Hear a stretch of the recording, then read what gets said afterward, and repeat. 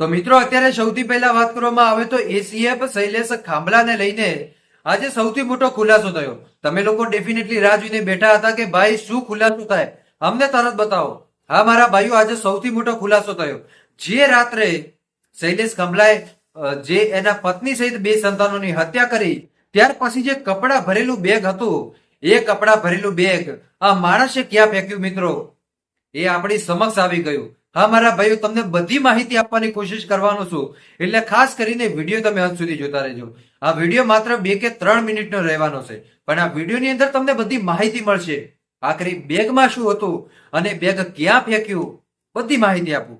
Video તમે અંત સુધી જોતા રહેજો. આપણે વિડીયોની શરૂઆત કરીએ એની પહેલા વિડીયોને લાઈક કરજો. ચેનલ ઉપર પહેલી વાર જ આવો છો તો ચેનલને અવશ્ય સબસ્ક્રાઇબ કરજો, જેથી કરીને આવનારા સમયની અંદર તમને આવા અનેકો વિડીયો મળતા રહેશે. હવે અત્યારે વાત કરવામાં આવે તો એસીએફ શૈલેષ ખાંભલા કે જે રાત્રે એને એના પત્ની સહિત બે સંતાનોની હત્યા કરી નાખી ભાવનગરની અંદર, અને ત્યાર પછી જે કપડા ભરેલું બેગ હતું, જો કે બેગની અંદર કપડા સિવાય બીજી ઘણી બધી સામગ્રીઓ હશે, પણ જે કપડા ભરેલું બેગ હતું એ બેગ આ શૈલેષ ખાંભલાએ એક ડેમની અંદર ફેંકી દીધું. જી હા મિત્રો, જે બેગ હતું કપડા ભરેલું એ ડેમની અંદર ફેંકી દીધું. આ સૌથી મોટા સમાચાર મળી રહ્યા છે. જો કે પોલીસ હજુ પણ એની પૂછપરછ કરી રહી છે. જો કે પ્રેમિકા હતી એને પણ આજે 1 કલાક બોલાવી એની પણ પૂછપરછ થઈ રહી છે.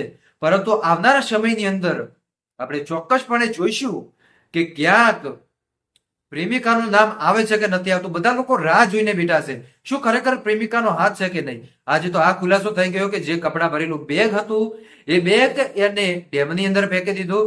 આ અત્યારે પ્રાથમિક પૂછપરછમાં સામે આવ્યું છે. જો કે અત્યારે શૈલેષ ખાંભલાના રિમાન્ડ ચાલી રહ્યા છે. રિમાન્ડમાં આવા અનેકો હજી ખુલાસા થશે. બીજા પણ આવા અવનવા ખુલાસા જોવા માટે ચેનલને સબસ્ક્રાઇબ કરી નાખજો. ફેસબુક પેજમાં જોતા હોય વિડીયો તો ફેસબુક પેજને પણ ફોલો કરી નાખજો, જેથી કરીને આવનારા સમયની અંદર તમને બધી જગ્યાએ આવા વિડીયો મળતા રહેશે.